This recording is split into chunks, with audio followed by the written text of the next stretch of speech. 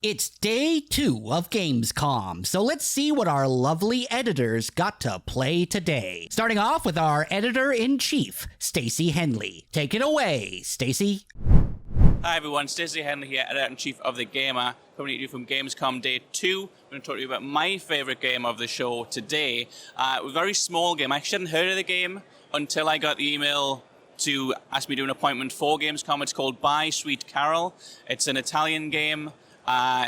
It's a survival horror, but it has visuals based around kind of classic Disney movies. It's a lot like if you think of Alice Madness Returns, but if somebody did that for Sleeping Beauty, mixed with a little bit of almost Oliver Twist imagery. It's very dark. It's quite creepy. There's a lot of magical powers in there. I was just really impressed by the craft of this game. We see some really big games at Gamescom, really technical, AAA powerhouses. This game made by a very small team. Little Soul Machine is their name. And every single frame of this game is hand-drawn. Nothing is procedural. It's all very ornately crafted. I think that's a really impressive game for a small studio to bring out. It's not going to get a lot of coverage, I don't think. It was in a small booth, kind of hidden away. I hadn't even heard of it until I was sent the invite for it a couple of weeks ago. So that really is, to me, that's when I go away from Gamescom, this is part of the game I'm going to tell people about the most, because it's the game they most need to hear about. And while I have people here, also the second choice for this game, my game of the day, would have been Haunty, with 2 eyes. Another very small game, also tucked away, kind of reminded me of like a gothic chicory. It's not quite my game of the day, but it really, really interesting game to see. Another game that not many people are going to hear of. Another game that probably won't get loads of traction from Gamescom because there's so many massive games here like Sega. So check both of those out.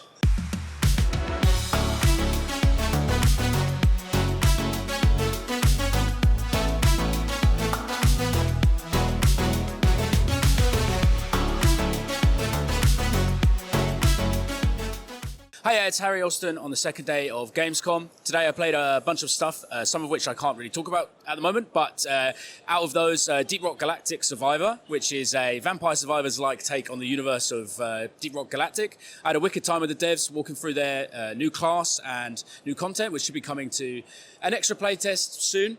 Didn't get an exact date, but yeah, it blends the auto-battler mechanics of Vampire Survivors with the lore and kind of silliness of Deep Rock Galactic. It has quite a cool, unique mining mechanic, which changes the way the auto-battler works. You can kind of navigate your way through closed-off terrain, and also it's all within a closed-off area, so you don't have that infinite kind of running that you get from other auto-battlers. Yeah, it was wicked. It was a lot of fun. I can't wait to see what other classes they add to the game, and yeah. Hi, I'm Meg Pelliccio, and I'm here with The Gamer for Gamescom 2023 on day 2, and my game of the day was Broken Sword. Technically 2 games, because we are getting the first game back again, and we're also getting a brand new title, Broken Sword 6. But they're actually dropping the 6. It's called Parzival Stone. They're making it appealing to new players as well as, you know, the old fan base. I didn't actually get to play either of the games, but I had an amazing interview with Charles Cecil, which will be going up on the website in the coming week. And it was just so nice to be able to speak with him about a game series that I've loved since my childhood.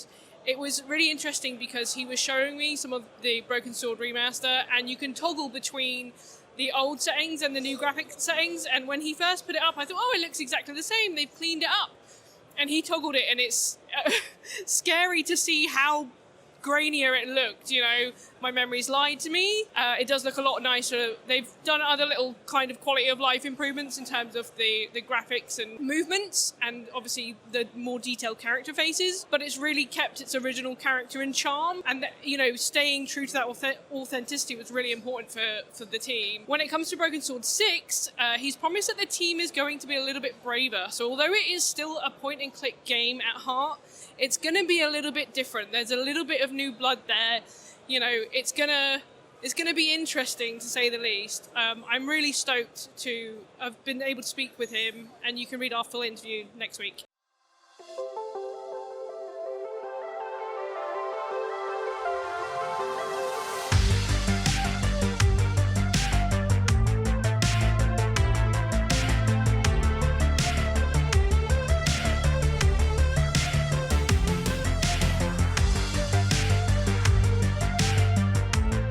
Hey everyone, George Foster, lead news editor at The Gamer here. It's Gamescom 2023 Day 2, and I wanted to highlight some of my favourite games I played today.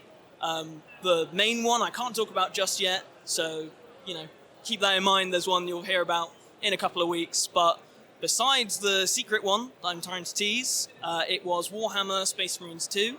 I am not into Warhammer at all. I know maybe that's probably not something great to admit when I'm saying that's my favourite game, but that's kind of the magic of it. Just like the first game, you don't need to be into Warhammer to like it. It is just great to just be this hulking beast of a man and just destroy a bunch of demons and stuff. And it's not just like simplistic killing either. They now have this swarm system where you're not just fighting one or two enemies, you're fighting like literal hordes of them at a time. It was brutal, it was crunchy, just really nostalgic if you played the first one.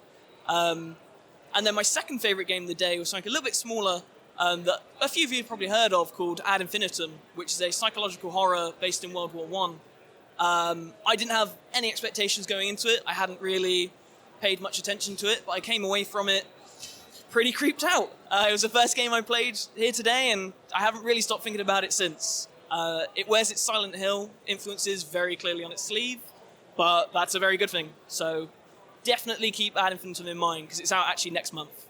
Be sure to stay tuned to this YouTube channel and thegamer.com for more Gamescom coverage. Thanks for watching, and we'll see you next time.